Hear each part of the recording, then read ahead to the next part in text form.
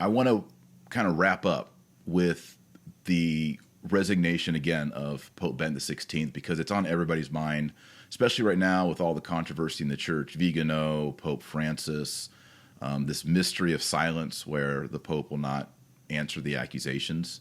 And seemingly he will not do anything yet about our problem in America with ex-Cardinal McCarrick, Cardinal Wuerl, grand jury report. We have all these, a dumpster fire here in America, and the guy at the fire hose is saying, I'm not going to do anything yet.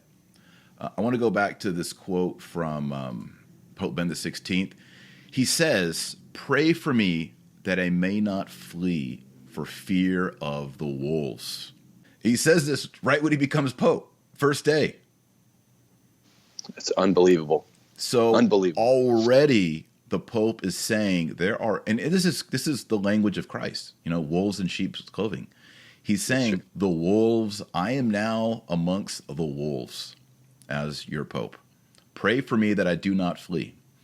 And this is kind of prophetic. We're wondering that, with these letters that were just released with the German Cardinal Brandmüller, and he's being criticized, and he's trying to defend his choice, but already on day one, he has this statement, pray for me I do not flee for fear of the wolves. That raised the question for us.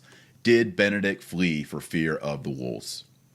Dr. Marshall, there's this video you and I talked about of Cardinal Ratzinger arriving home in Germany and being coldly greeted by cardinals. Would you show this? It's worth showing, I think. Yeah, let's take a look at it. Here it is.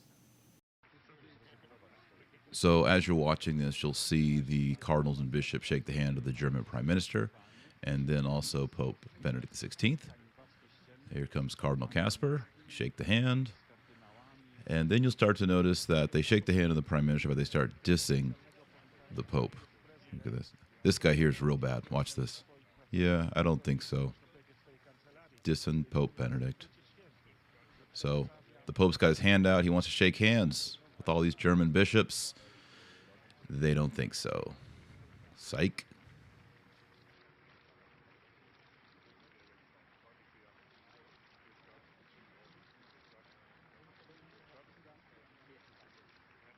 Absolutely shameful. What you see there is evidentiary, right? It's not all dispositive, but what people out there who aren't lawyers don't seem to understand, through no fault, because of the movie depictions of the way that evidence works, is this all really counts. Circumstantial evidence adds up. And when he's getting there and his own countrymen are refusing to shake his hands, and some of them are some well-known German archbishops and cardinals there, there's a really strong case being built. You look at the beginning, you look at even before the beginning of his papacy, arguably when he was the acting pope as CDF, and we know what has been reported ad nauseum about the St Galen mafia. Actually, not ad nauseum, not enough still. Right. You and I have been talking about it ad nauseum, but yeah. You know what the moving parts were there beforehand. Then day one of his papacy, he has this odd statement. He was hated by the world media, by the Freemasons who arguably run the world media. And he was hated by his own countrymen. Some of the worst cardinals are the Northern Europeans, the Belgians, the Northern French, and the Germans. Dutch, the Germans, yeah. The Dutch. Yep. And then we know that the St Galen Mafia ultimately got its stated goal. Its stated goal was a certain man who wound up assuming the papacy. Now, all these things can be coincidences. Yeah, Bergoglio. Yeah.